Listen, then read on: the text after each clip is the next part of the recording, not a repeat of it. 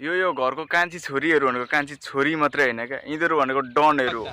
यिनीहरू यति छुच्ची हुन्छन् नि, यिनीहरूलाई कसैले एक थोक भनौँ न यिनीहरूले 15 थोक भनिदिइसक्छन्। बोल्न कति आएको, काम एउटा सिनको दुईटा पार्न जान्नु छैन। सब्जी पकाउन लाग्यो भने भिन्डीमा झोल हालिदिन्छन्, आलु पकायो भने करेलाको स्वाद निकालिदिन्छन्। खालि दाजु दिदीको पोल सुनाइदिएर बाउआमाबाट गाली मात्रै खुवाइदिने। फेरि यो कान्छी छोरीहरूलाई यो नक्कल कति आएको, के साह्रो नक्कली। दिनभरि लगाएर मेकअप गरेको छ, नयाँ लुगा लगाएको छ, कहाँ जान ठिक परेको भनौँ, फोटो खिच्न र टिकटक बनाउन रेडी भएको अरे। फेरि यो कान्छी छोरीहरू राम्री चाहिँ कति राम्री, हेर्दाखेरि चिटिक्क परेका, तर बेहोरा चाहिँ के खालको। फेरि के साह्रो जिद्दी, जे पनि उनीहरूले भनेकै हुने। भैँसी पनि सेतो हुन्छ भनेर बाँच्न थाल्छन् यार।